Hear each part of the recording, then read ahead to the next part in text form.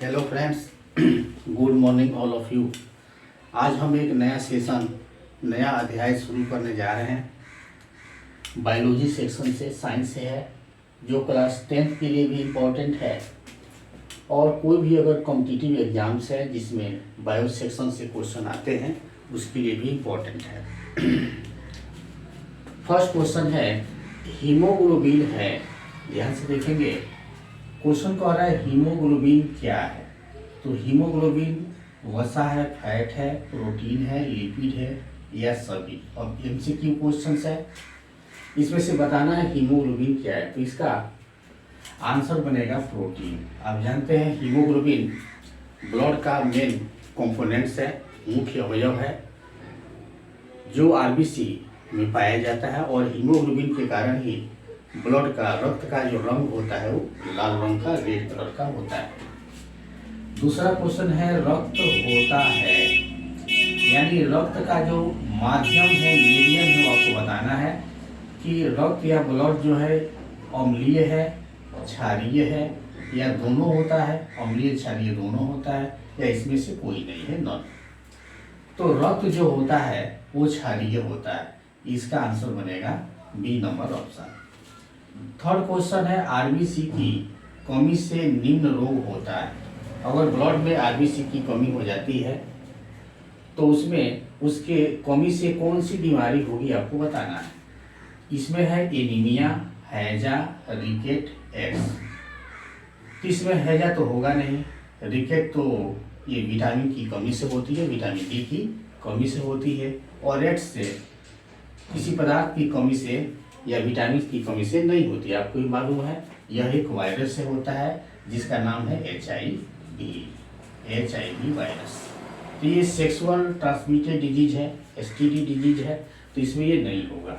इसमें ऑप्शन बनेगा एनीमिया। तो अगर आरबीसी की कमी होती है तो एनीमिया या रक्त अल्पता भी कहते हैं। नेक्स्ट क्वेश्चन है 4 नंबर, हीमोग्लोबिन विहीन प्लाज्मा को कहते हैं। क्वेश्चन कह रहा है कि ब्लड से अगर हम आरबीसी से हीमोग्लोबिन को अलग कर दें, आरबीसी से अगर हीमोग्लोबिन को निकाल दें तो बाकी जो लिक्विड बचेगा उस प्लाज्मा को क्या कहेंगे।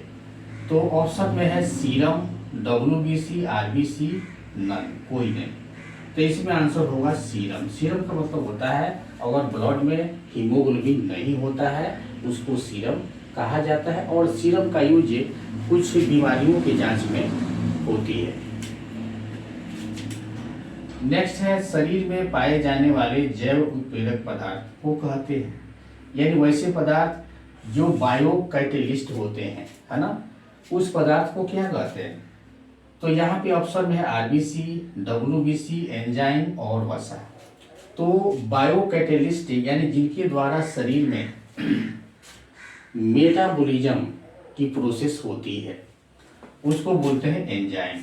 ये एंजाइम के द्वारा ही प्रोवाइड होती है। आंसर बनेगा एंजाइम। नेक्स्ट क्वेश्चन है क्वाइंस ऑफ एनर्जी कहते हैं ऊर्जा का सिक्का, यानी किससे हम लोगों को, जीवों को ऊर्जा मिलती है। ऑप्शन है ADP, adenosine diphosphate, ATP, adenosine triphosphate, protein और कार्बन।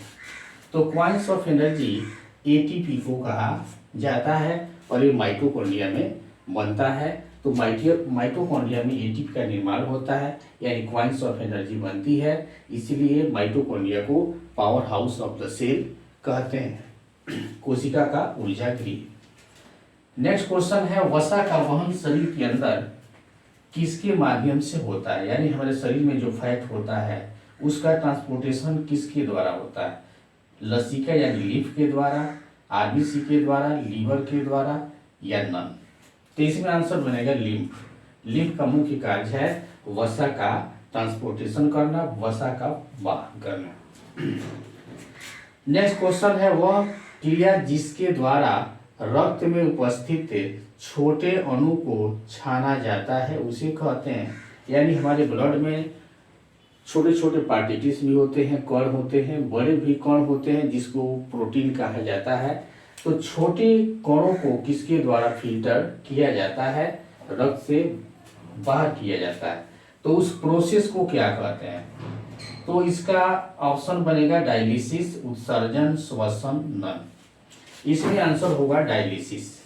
डायलिसिस वह क्रिया है जिसके द्वारा रक्त में जो छोटे छोटे कण होते हैं, हमारे लिए हार्मफुल होते हैं, हानिकारक होते हैं, उसको रक्त से फिल्टर किया जाता है, छाना जाता है। उस प्रोसेस को डायलिसिस कहते हैं। और बड़े जो कण होते हैं वो प्रोटीन के होते हैं, तो प्रोटीन पार्टिकल डायलिसिस में अलग नहीं होती है, वो ब्लड में ही रहती है। नेक्स्ट क्वेश्चन है, कार्टेक्स और मेडुला पाए जाते हैं, यानी ये जो ऑर्गन्स है कार्टेक्स और मेडुला, ये बताना है शरीर के कौन से हिस्से में होते हैं। तो ये ऑप्शन है किडनी में, हार्ट में, ब्रेन में और, तो यहाँ पे आंसर बनेगा किडनी। किडनी में कार्टेक्स और मेडुला होते हैं। नेक्स्ट क्वेश्चन है, भोजन के कार्बोहाइड्रेट को माल्टेज में बदलता है, यानी हम लोग जो चीजें खाते हैं उसमें जो कार्बोहाइड्रेट है उसको माल्टेज में कौन कन्वर्ट करता है। ऑप्शन है रेनिन, टाइलिन, लाइपेज और।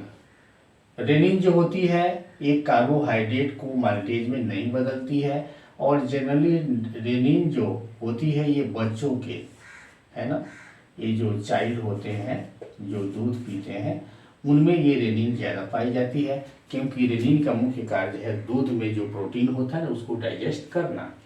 तो बच्चों में ये रेनिन एंजाइम ज़्यादा होती है, इसलिए वो आसानी से डाइजेस्ट कर पाते हैं। टाइलिन है, लाइपेज है, ऑल है। कार्बोहाइड्रेट को माल्टेज में बदलना है, ये टाइलिन एंजाइम कार्बोहाइड्रेट को माल्टेज में बदलती है, और ये टाइलिन पाई जाती है हमारे लार में, है ना, जो सलाइवा होता है, लार होती है, उसमें टाइलिन पाई जाती है। टाइलिन का दूसरा नाम है एमाइलेज, इसको एमाइलेज भी कहते हैं। नेक्स्ट क्वेश्चन है, मनुष्य में कौन उत्सर्जी अंग नहीं है। उत्सर्जी अंग मतलब जिस अंग से उत्सर्जी पदार्थों का उत्सर्जन होता है, शरीर से बाहर रिफ्लेक्शन होता है, तो बताना है मनुष्य में कौन उत्सर्जी अंग नहीं है। ऑप्शन है फेफड़ा, लंग्स है, लीवर है, यकृत है, अग्न्याशय है, पैंक्रियाज है और किडनी है।